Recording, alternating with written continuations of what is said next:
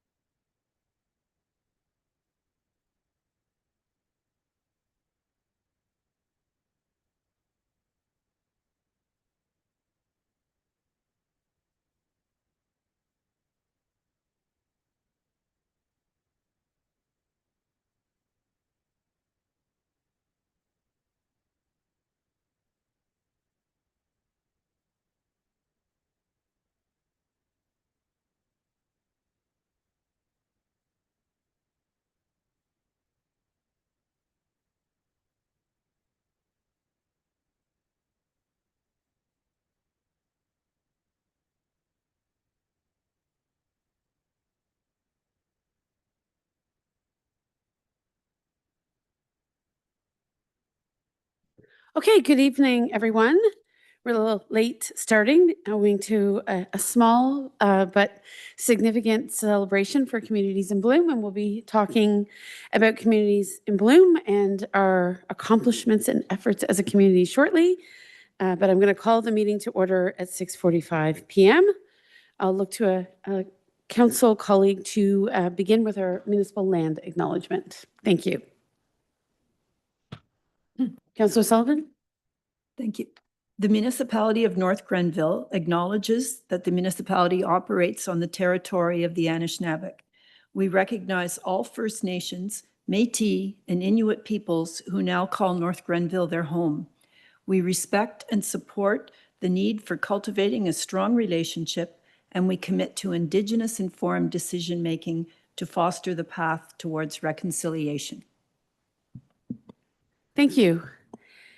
Before we begin the formalities, just a few quick reminders for anyone watching and council colleagues and community members. Applications are now open for the 2026 Community Grants Program.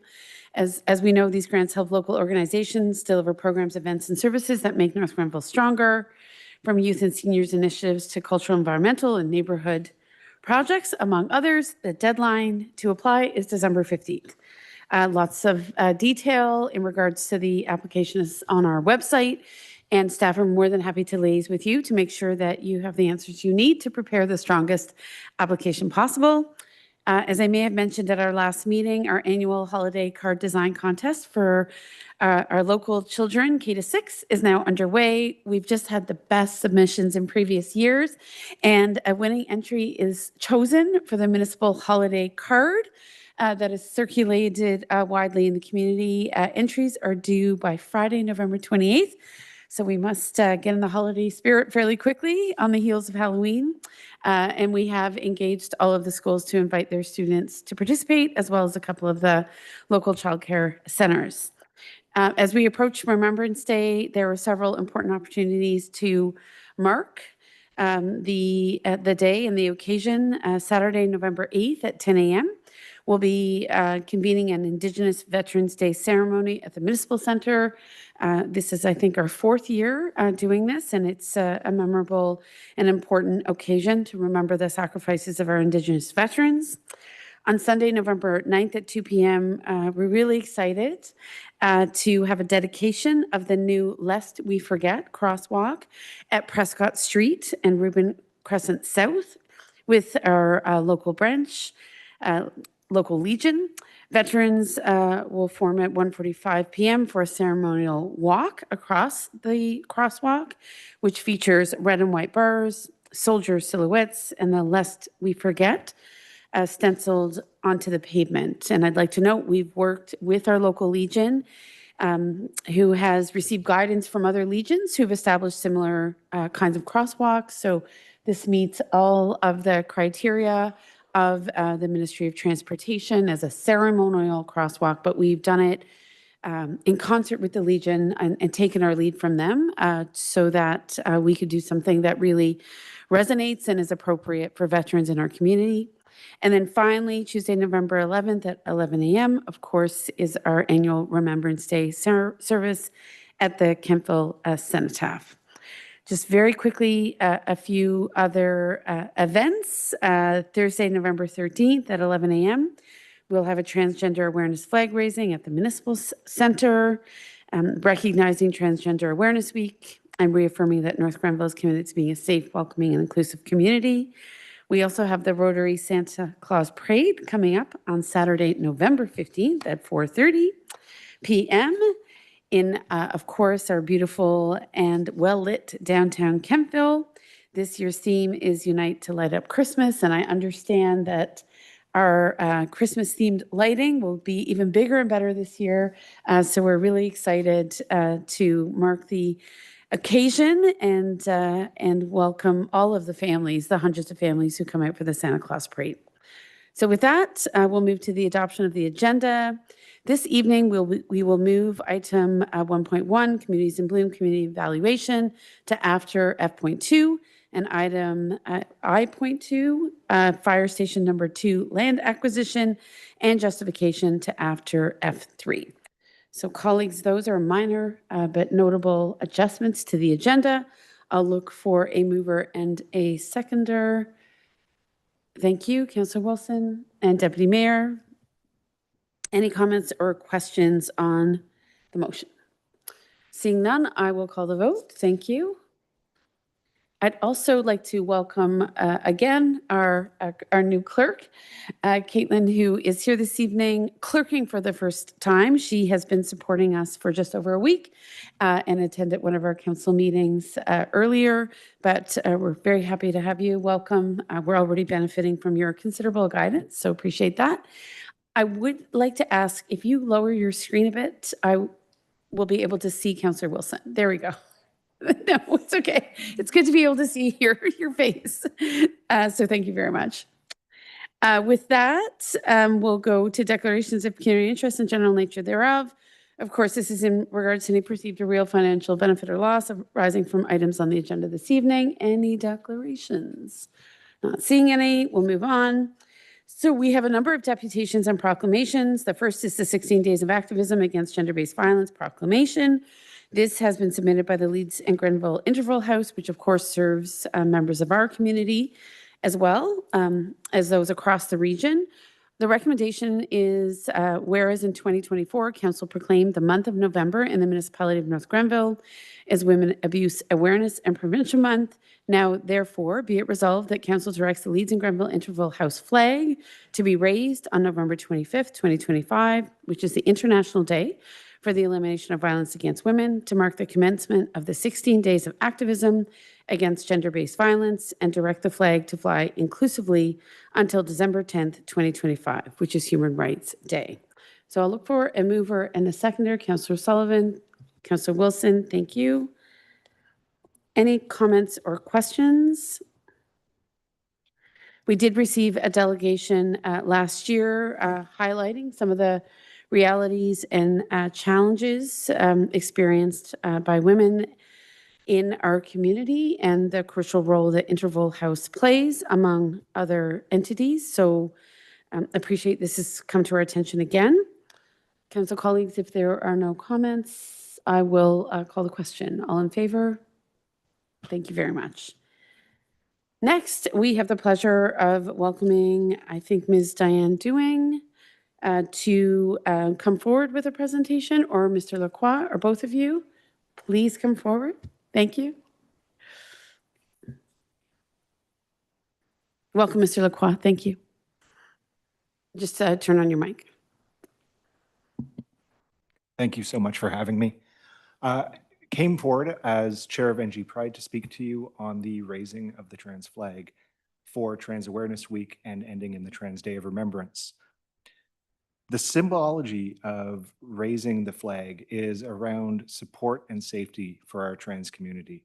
Within our 2S LGBTQIA+ community, our trans members are over 4 times as likely to experience violence, discrimination, and issues with unhoused and job discrimination. So as a community, being able to come together to stand against that discrimination, to make this about human rights and not politics, and to really communicate to our community the sense of visibility and belonging. It is a pleasure to work with you to raise the flag. As such, we also have a flag to donate to the municipality for the raising and for you to keep as well. I have it here. I'll bring it up to you in a second. Thank you very much. Council colleagues, any questions or comments? I think there's quite a few communities throughout Canada and North America now that raise the flag. Is that correct? That's correct. There's a significant amount of communities that, beyond just raising the Pride flag in June, are also raising the flag for the Trans Week of Awareness. And of course, doing things such as NG Pride is doing on the 19th for the Trans Day of Remembrance and holding vigils.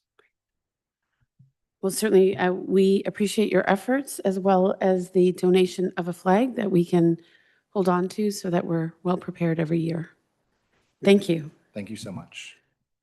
So with that, colleagues, the recommendation is whereas is observed annually from November 13th to 19th and leads up to the Transgender Day of Remembrance on November 20th, a day to memorialize victims of transphobic violence. Now, therefore, be it resolved that Council directs the transgender pride flag to be raised on November 13th, 2025, and direct the flag to fly inclusively until November 20th, 2025. So I'll look for a mover and a seconder. Thank you, Deputy Mayor, Councillor O'Sullivan. And appreciate again the leadership in Mr. Lacroix, as well as Diane Dewing, who supports with her many hands the complex and dynamic work of NG Pride. So thank you both for being here, and I'll call a vote. All in favor? Thank you. Great. So we'll move on now to Communities in Bloom, and I'll invite Ashley Cuthbert, Acting Strategic Initiatives Coordinator, to introduce the report. Thank you. Perfect. Awesome. Thank you, Mayor Peckford, and good evening, everyone. I'm very pleased to share an overview of North Grenville's 2025 Communities in Bloom evaluation and the incredible work that went into achieving our 5 Bloom rating. Next slide, please. So for those who may not be as familiar, Communities in Bloom is a volunteer-driven program that celebrates environmental stewardship, civic pride, and continuous improvement. So participating municipalities are evaluated on key categories, including tidiness, environmental action, heritage conservation, urban forestry, landscaping, and floral displays. What makes this program so special is its focus on community partnerships. So it's so much more about people and collaboration than it is about just plants and presentation. Next slide, please. And this slide shows how far we've come as a community in just 3 years. So in 2023, we earned 3 blooms with a score of 646 points out of 1,000. It was our foundation year when we were learning the program and building early awareness. And we were very fortunate in those years to have guidance from 2 incredible community members, the late Diane Duford, the past president of the Horticultural Society, and Doreen Hill, a North Grenville resident and former Communities in Bloom judge. Their support and insight helped us understand how the program could take root here, and we're very grateful for that foundation. In 2022, our score rose from 733 points in 4 blooms, which showed stronger coordination and more volunteer improvement. That year, we achieved 4 blooms. This year, we achieved 5 blooms, which is our highest rating with a score of 832. And what's most exciting is that we improved in every evaluation category from tidiness and heritage conservation to urban forestry and floral displays. So this was also the first year with a formal North Grenville and Bloom committee, which has brought structure and continuity to our local efforts. And the judges emphasized that North Grenville truly stands out for its culture of volunteerism and shared ownership. So they specifically highlighted projects like the Giving Garden and Beth Donovan Hospice Gardens as examples of compassion, inclusion, and environmental responsibility, which really reflects the values in the heart of Communities in Bloom. Because of our 5 Bloom score, North Grenville is now eligible to advance from the provincial level to the national competition, which is a reflection of how much our community has grown and how proud we are of the place that we share.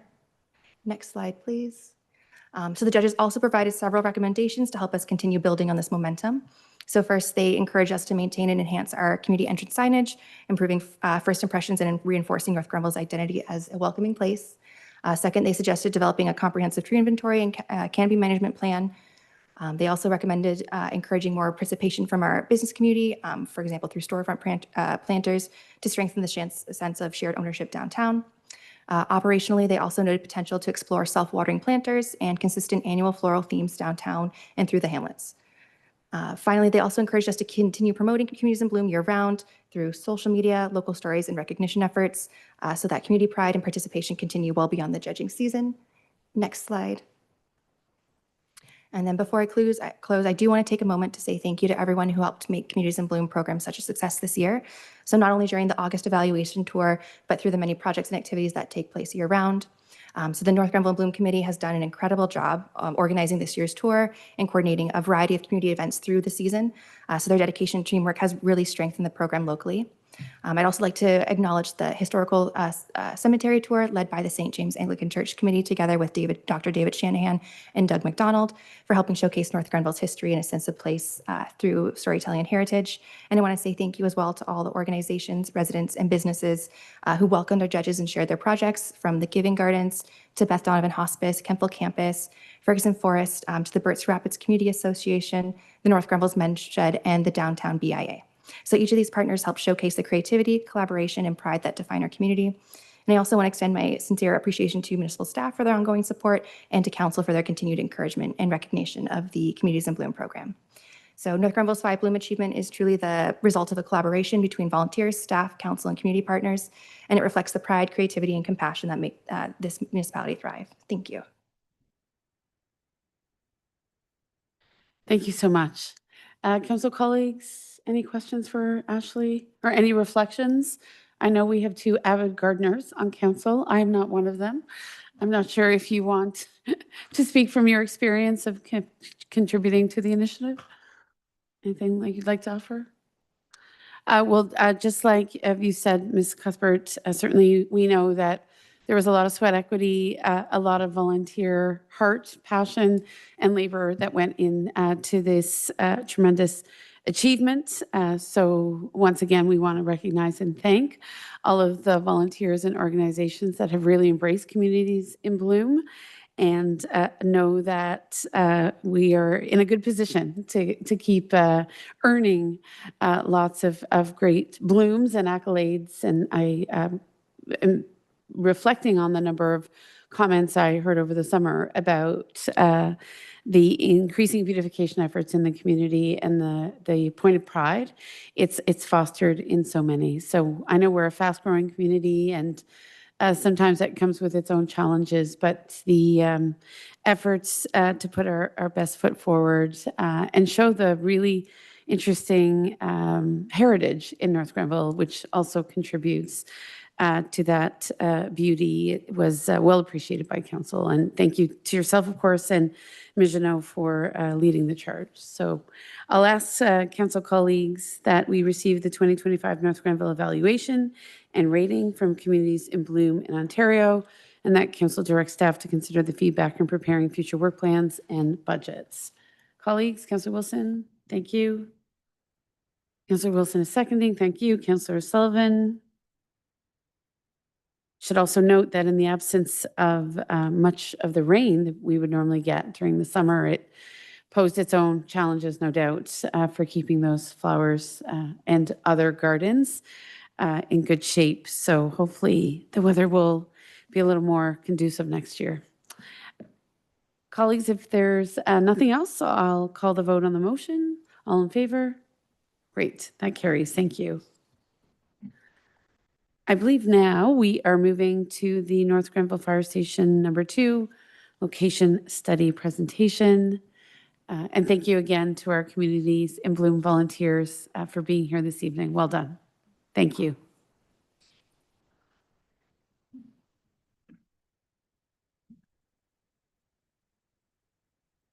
And I believe we're welcoming Mr. Chris Donahue and Jerry Pingator. Do I have it right?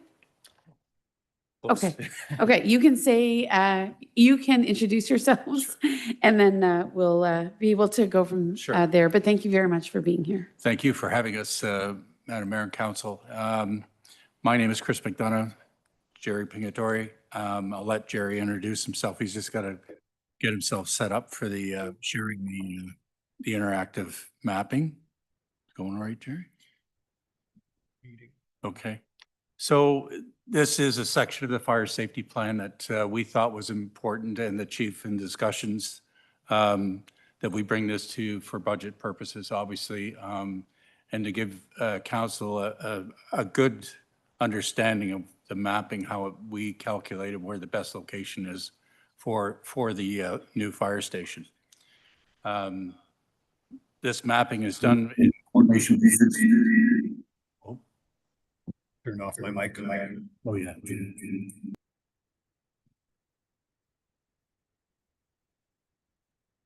Try again. I think we're okay now. Oh, it's still. Echoes?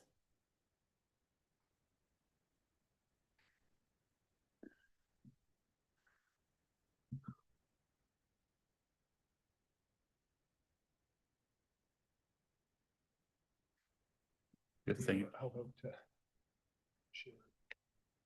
Us as fire chiefs usually have people that do this for us.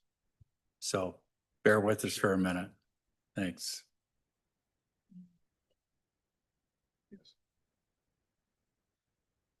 Okay. Okay.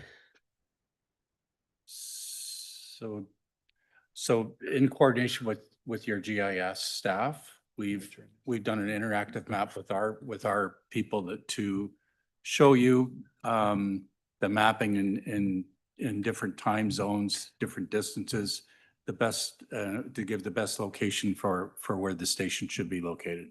So are you ready now? I think so. Okay. It's not shared. Okay, there you There it are. is. There you are. You're gonna have to open it up. All right. Good. So you want to introduce yourself Yeah, first? sure. Okay. Just need to get this done first. I'm Yeah. sorry it's taken so long. Hello again. I'm Jerry Pinchatori, 42 years in the fire service. Fortunate enough to spend my last 4 years of my career as the chief for the city of Ottawa. So, and one of the portfolios I held while I was one of the deputies was we did station location studies, of course. And I got enthralled with the whole GIS systems and how we can use it, best use it to kind of, paint a picture, so to speak, of what kind of service delivery you actually have. So if I may, I'll get started. Here we have a map. I'll zoom out with obviously the boundary of North Grenville. And we have Station 1 up on top here and Station 2 in this cluster of proposed sites. And we also have a proposed site down in Oxford Station, which I'll talk about afterwards. What I'm going to do is add the road layer to here. As you can see appearing on the screen in the background is all of the municipal roads. These drive times that we're about to talk about are actually drive times, not, I'm losing a word here, not response times, because response times built into a response time is you have the assembly time of the time it takes the firefighters to arrive at the station, get on the truck and leave. These are only drive times that we're talking about, and that's because we're trying to determine the best location of the fire station. So what we have here is, let's say we look at Station 1 and we open up drive times of 5 minutes. You see that what that came about is that's how far a fire truck would get in 5 minutes of drive time from Station 1 to Station 1. And so again, Station 1 with 10 minutes of drive time, you can see it gets much farther out. And that's with the speed limits in your community. Right, because each segment of road was, the attribute was given to it as the actual road speed. It's not just, like everything is the same. We take in consideration whether it's a highway, a county road, or a road in a subdivision. Believe it or not, yes, fire trucks have lights and sirens. You would think that they go faster than the speed limit, but they're very heavy. The equipment that they're carrying, they carry water. So it's hard for it to stop and then start again. And it takes time to build up. So we found that the actual road speeds are very, very close to how they actually perform, erring on the side of safety, of course. And again, that Station 1, if we were to show you what it's in 15 minutes. In 15 minutes of drive time, it pretty well covers the entire municipality. You see that on and off there? Gives you good indication. So then we have Station 2, the existing Station 2. In this area, of course, and it's in the works garage now, and we understand and we agree that it shouldn't be in that building. It should be a standalone fire hall. So just looking at Station 2, the actual station, at 5 and 10 and 15-minute intervals, it also covers the area. So what we determined is that Station 2 is in the right area. And I'll show you, there's another attribute that we need to look at as well. But when you look at the 5, 10, and 15 minutes of that station, it also covers the municipality. We did, just for sake of looking, we looked at creating a Station 2E down in Oxford Station. Let's see here, we'll bring it up. And again, in 5 minutes, 10 minutes, Just zoom out a bit. yeah, as the purple is happening there. Yeah. And in 10 minutes. But here's the dilemma. Yes, it could cover the municipality in 5 and 10 and 15 minutes, but it's not a high density area. It's a low density area. And also we have on our map this little tool here that shows where the firefighters live. Everybody see that? So you see that the concentration of volunteer firefighters is nowhere near Oxford Station. So that kind of ruled out us proposing that that would be a good place to replace Station 2. The other important aspect that you'll see in the fire master plan is we talk about an effective response force. What an effective response force is that there are critical tasks that have to be taken care of while you're fighting a fire. And so for the safety of the residents and the firefighters themselves, it's important that they have the opportunity to merge, to overlap, because you have half of the firefighters coming from one station and half coming from a second station. So we did an analysis of what happens if the overlap of these stations. So Station 1 and the existing Station 2. You see this area? That's where they overlap, which is pretty good. That's where it should overlap because that's where your highest risk of the municipality is. Everybody see that okay? And that is in 10 minutes. Of course, we didn't show anything in 5 minutes because in 5 minutes, nothing would overlap. But definitely in 15 minutes, we have a large overlapped area. I'll zoom out so you can see most of the municipality is covered. But we did the analysis of another piece of parcel, which we're calling 2B. And see here, Station 1 and 2B. Again, and that's in 10 minutes. You can see that 2B actually allows the overlap to push more into your downtown section. So just like I said that Station 2, the existing Station 2 is in a good vicinity, there are some parcels of land that are in better. If you're going to, yes, in that general area, you need to put a fire station, but through this analysis, it also shows that, you know, there are better parcels than other, which I'm sure you'll discuss in camera. And here's another aspect that we added in the layer is your land use in the next 5, 10, 15 years. So I've highlighted them all. They're all turned on. I'll turn off some of them. Everybody see that in the municipality downtown, let's call it. Now, the roads are not necessarily on those growth areas because there are no roads, right?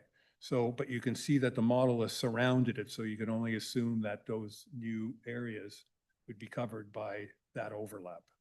And that's where you need the overlap the most, again, because there are so many critical tasks because of the high density or the higher density, and it requires a lot more effort. And so that's why we kind of showed the overlaps in different stations. Now, we never did the overlap. Well, I'll show you the overlap in, if we put one in Oxford Station, the overlap there, is that 2E? 2E, yeah.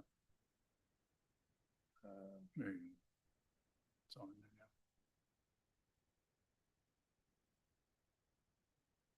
to turn off the other ones. I'm Yeah. sorry.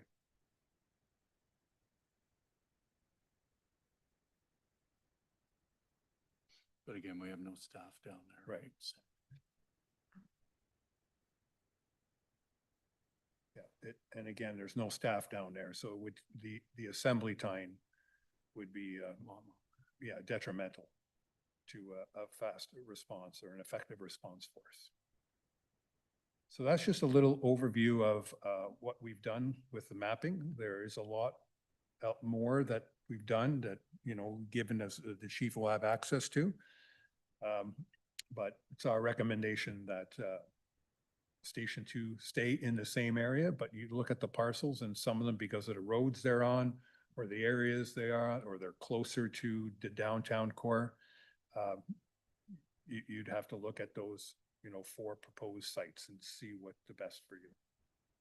But definitely, that's the area they should be. Okay, thank you. Appreciate that. Any presentations for our presenter? Did I say that wrong? Any questions for our presenters? Deputy Mayor, go ahead. Thank you, Madam Mayor. Through you to our presenters.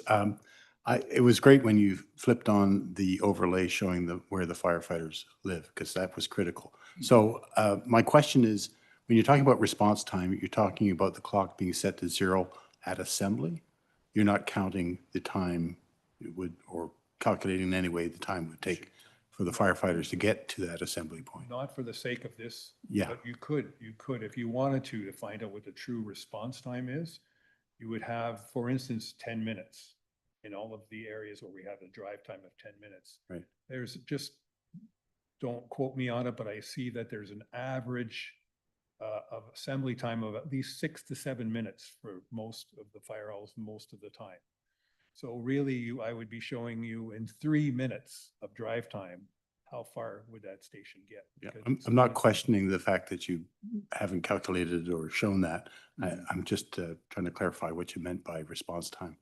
I think it's very thorough, and it's nice to see how well thought out the placement of this second fire station has occurred. Thank you. Yeah, we recognize the growth in the community, and that was important for us to include that. We don't usually have to do that as often, but we know with the growth in North Grenville, in the Kempville area, that was a big piece for council to look at. I guess my only question is, it's certainly the pool of firefighters isn't always static, and we know that there's more turnover as time goes on, right? People have other responsibilities and commitments, or by virtue of age, are not necessarily likely to stay with the service. So when you map the addresses of current firefighters, I'm assuming that that's sort of reflective of population concentrations in any case, right? So the crop of firefighters we have today, 5 years from now, may Could be different. be quite a bit different. So the assumptions you're making based upon current firefighters' addresses must take into account some assumption that's obviously some of those personnel will change. Through you, Madam Mayor, so my experience, building a new fire station draws more people. Ah, And you're gonna have that station, and we're recommending Class A fires training. So that's actual fires, live fires. So it's in a rural area, but we think that that'll be something that's gonna attract more people. And stimulating fire And- effectively. yes, And as yeah, well, the density of population. The Yeah. More building, the more Yeah. rows of townhouses, single-family homes. for sure. Also, Get more you people. get more people. Oh, by virtue of the growth, your assumption is we're attracting more firefighters, and this particular station being in a rural area will allow for certain simulations that are potentially compelling for prospective I volunteers. think your demographics will change as your growth Right. changes, right? So that's gonna attract more younger people in the business. Okay, So that's the plan anyway. That's the That would be what I'd be looking for, but. right. I know certainly as a council working with our chief, of course, we've reflected a lot on the compensation offered to our fire personnel, which I think is hopefully helped things along a little bit. But we do recognize that many of the younger professionals in our community don't work in this community. So They have travel times, certainly during the day, that are obviously challenging. Many of them would not be available for a call if they're 45 minutes to 90 minutes in commuting time. So I presume that too has been a calculation in your models? For sure. We understand that it's a challenge with the certification, with everything, the training that's required now. So the fortunate part for the chief here is the council understands that, understands the challenges that are there. There has to be sort of a strategic plan of how you go forward with maybe eventually looking at more of a composite department as you go forward, as you get busier. The fire master plan will speak to some of that and talk about staffing levels. Your call volume, I think, has gone up about 100, over 100 in the last 5 years. You're up to about 425, I believe. So those are things that will have to be looked at with the fire master plan. It's really a focus of growth that we've done this document. That's where we've gone with it. So, Okay. okay. I hope I Council answered. colleagues, anything else? Yes, Councillor Sullivan? Thank you very much for the presentation through you, Madam Mayor. These parcels that you have identified as S2, B, and D, and C, are any of those parcels of land that we already own? No, we No. don't believe so. I think that's something that's probably going to be discussed when you're in camera to see what Okay. that's, Okay, thank you. you're welcome. Yeah. Anything else? Nope. Okay. So I believe the plan, Ms. Boss, is that we're transitioning to the presentation from the chief, where we can have more of a dialogue based upon the chief's recommendations, which are obviously well informed by the work that's been done by both of you. So appreciate your engagement with North Grenville and where we are in our evolution as a community. So thank you very much. Thank you very much, Travis. We look sure. forward to getting this done. I think you'd be pleased when it's finished. Awesome. Thank you. So I don't know, Chief, if you want the consulting team to just remain in case we have questions for them, or it's at your discretion. Yeah. They're okay. Okay. All right. Okay. So with that, we'll invite Mr. Slack to review the report. So first, I'd like to just start by thanking Lumex for all the hard work they've did and providing this mapping, which I think provides a very clear mapping of where we're going and what's actually what we're working with in terms of data. So staff have prepared a report which reflects data presented by Lumex, and it identifies the ideal location for Station 2. There's one particular location we're looking at, which is located on a clear, straight county road, close proximity to Station 2 members, which they've identified in their studies, direct access to major routes in North Grenville, resulting in quicker response times, which results in a safer North Grenville for both firefighters and residents.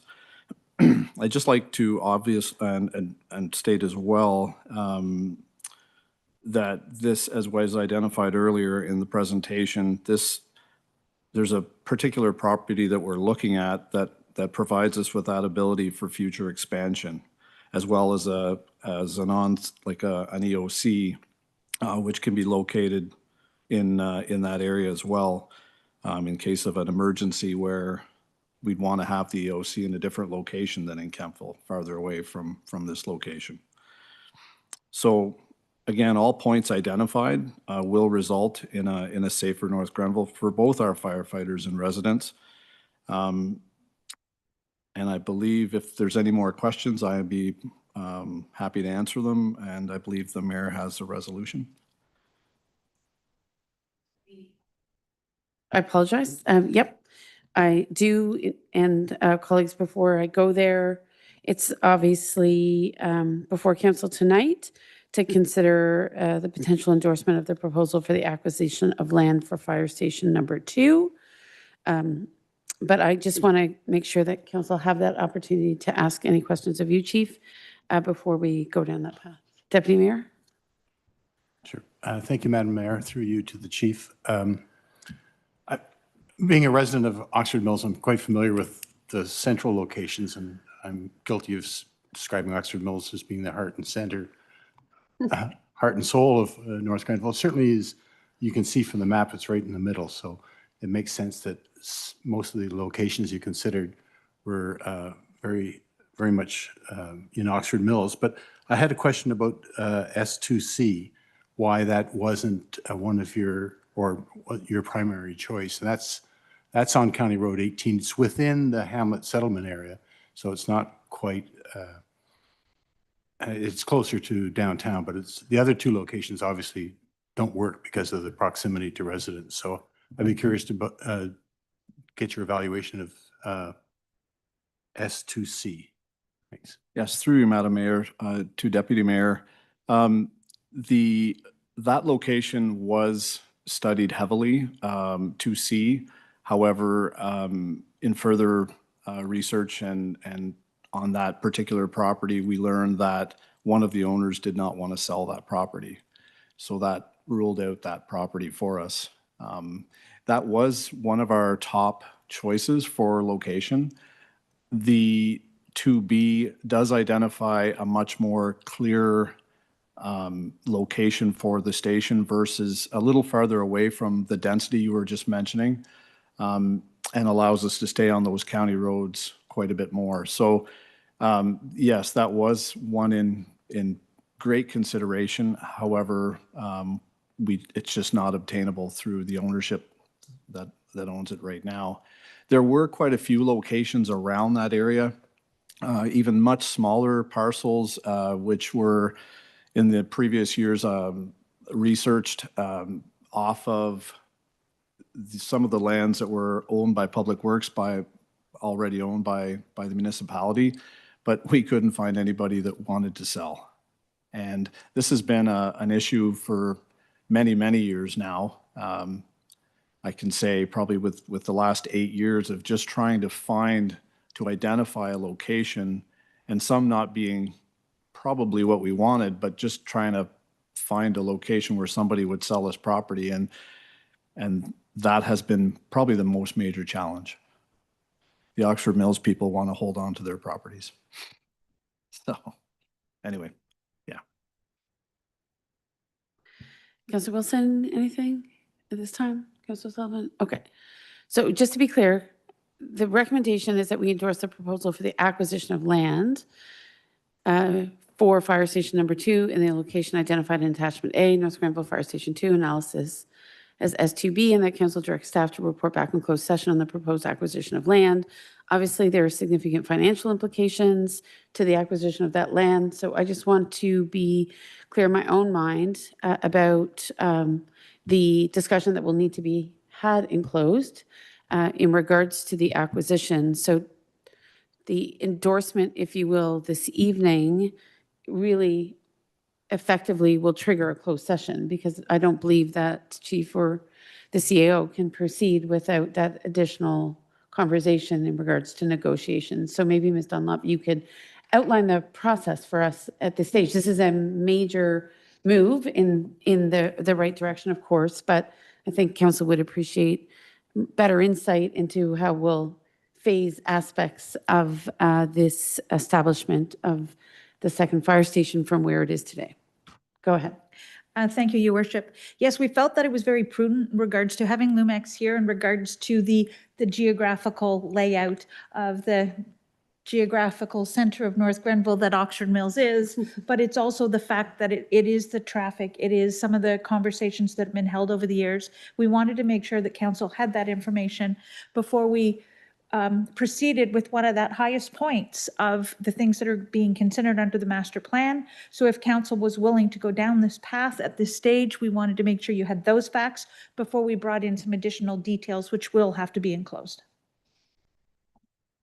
Okay, so the endorsement, if you will, is a recognition of the need for the acquisition of lands as identified by the consulting team, and a critical step to begin that conversation in closed about the conditions under which that land would be negotiated, its price point, what have you.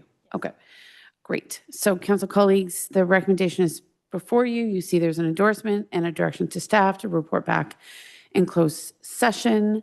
And we would, in that closed session, work with the chief and the CEO in regards to the terms of that negotiation, et cetera. So I'll ask for a mover and a seconder then in regards to this particular motion. Councillor Sullivan? Deputy Mayor? Okay, thank you very much. And any other comments or questions at this stage? I'm not seeing any. All right, I'll call the vote. All in favor? Great, thank you. And thank you again for your good work. We've heard from for many years that the co-location, if you will, of the Public Works Garage and the fire, is it really even a fire station? Not really, fire bays are such that certainly planning for that next station is imperative. So we really do appreciate how important that is and how much our community is relying on ensuring that we're able to respond accordingly. So as a large community, gentlemen, I'm sure you had lots to contend with in terms of looking at road networks and population settlement patterns and what have you. But we know that without you, this discussion would be much harder. So thank you again. Thank you. Have a Okay. good evening. Thanks. Thanks. So with that, colleagues, I'm going to move us to the consent agenda. And you will see a long list of advisory committee meeting minutes. If you would like to pull any of those minutes, certainly I would invite you to do so. We also, of course, have the Communities in Bloom evaluation, but we've received that report. And we have the waiving of rental fees for Girls Incorporated of Upper Canada. So looking to council colleagues, is there anything that you would like to remove from the consent agenda? I'm not seeing anything. So then I will invite from colleagues the recommendation that consent agenda items G1 and G2 be approved. Councillor Wilson, thank you. Deputy Mayor, thank you. And with that, I'll call the question. All in favor? Thank you.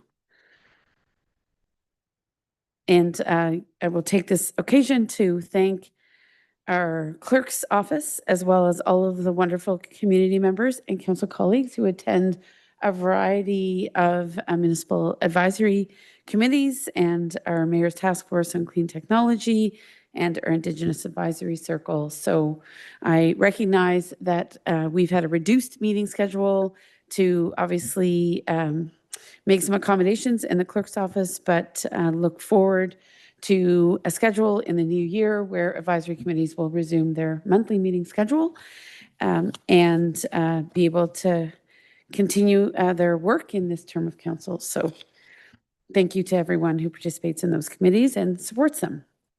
With that, colleagues, I am moving to Ms. Boss's correspondence. Minutes, I apologize. Thank you. Minutes of previous meetings, and that is that the minutes of the October 24th, 2025, 12:30 p.m. special council meeting, October 24, 2025, 1:30 p.m. special council, and the October 28, 2025 regular council meeting be adopted as presented. We want a seconder, please. Councillor Wilson, thank you. Deputy Mayor, thank you. Any comments or questions in regards to those meeting minutes? I see that we're getting caught up, Ms. Boss, so I think you've been busy over the last week, so appreciate you getting all of that to council in fairly prompt order. I'm going to call the vote. All in favor? Thank you. So there are no items of correspondence. I did want to ask Ms. Boss, now that you're here, I know there's lots of communication with the clerk's office in regards to municipalities, other municipalities highlighting motions or asking for council's engagement on a broad range of matters. We don't necessarily always see those correspondence items. I would like to better understand how correspondence items come to this table. What's the threshold for something coming to this table, given what I think is a fairly fairly consistent engagement, across Eastern Ontario between and among municipalities. Thank you, Mayor. Through you, correspondence can be added through multiple means. So residents can submit correspondence, and if they clearly indicate that they'd like them on an agenda, they can be placed there. And the clerk's office is working on gathering some of those correspondence that have been sent to you from your neighboring municipalities or municipalities around Ontario. And we will be working at getting those on a future agenda for your information. Thank you. I appreciate that. Sometimes I'm alerted to correspondence and I don't know if it's on my end. I'm not paying close enough attention to my email or if the communications are coming in a different way. So you seem to be working at great speed. So we welcome seeing more correspondence items moving forward. Notice of motions. I believe Deputy Mayor, you have a notice of motion. Yes, I do. Thank you, Madam Mayor, and I'll read it into the record. Whereas the safety and accessibility of roads within the municipality of North Grenville are of paramount importance to its residents and visitors, and whereas the road infrastructure on Van Buren Street, otherwise known as County Road 24, between Prescott Street and the rail trail, lacks adequate pedestrian infrastructure, posing risks to pedestrian safety and hindering the municipality's goal of promoting active transportation. Now, therefore, be it resolved that the Council of the Municipality of North Grenville requests that the United Counties of Leeds and Grenville approve the establishment of a sidewalk on the south side of Van Buren, County Road 24, between Prescott and the rail trail to enhance safety, accessibility, and economic development opportunities. Be it further resolved that a copy of this motion be forwarded to the United Counties Council and relevant staff requesting their immediate consideration of this matter. Be it further resolved that the municipality of North Grenville commits to the design of this sidewalk as soon as approval is secured from the counties. Thank you. Great. And I understand, Ms. Boss, that while verbal notice is given this evening, all debate and discussion is reserved for the next council meeting. Okay, perfect. Thank you. So petitions and written communications from members of the public, nothing this evening. Miscellaneous or unfinished business. I don't believe we have any, Ms. Boss. Okay. Period of questions. I believe we're just down to 2 members of our community. Thank you for being here again. We appreciate it. I don't think there's anyone online, Ms. Boss. Okay. Any questions or concerns you have? All right. We appreciate seeing your friendly faces. So thank you. And with that, we're coming to the end, our confirmation bylaw. The recommendation is that the confirmation bylaw as attached to this agenda be adopted and presented. And Ms. Boss, confirmation bylaw as attached to this agenda is slightly new language for us, but I believe it just outlines all aspects of the confirmatory bylaw. So it's there for your edification, council colleagues. It's our standard confirmation bylaw that we have been utilizing, I think, for many years. So I'll look for a mover and a seconder for our confirmation bylaw. Councillor Wilson? Councillor O'Sullivan? Thank you. Any questions or concerns? Seeing none, I'll call the vote. And we will now proceed to adjournment. That we adjourn at 7:39 p.m. to meet again at the call of the mayor. So, didn't know I had those powers. I will look for a mover and a seconder for adjournment, Ms. Boss. Did I just get a mover and a seconder? Councillor O'Sullivan and Deputy Mayor. Thank you. Calling the question, all in favor? All right. Thank you so much, and thank you, Ms. Boss.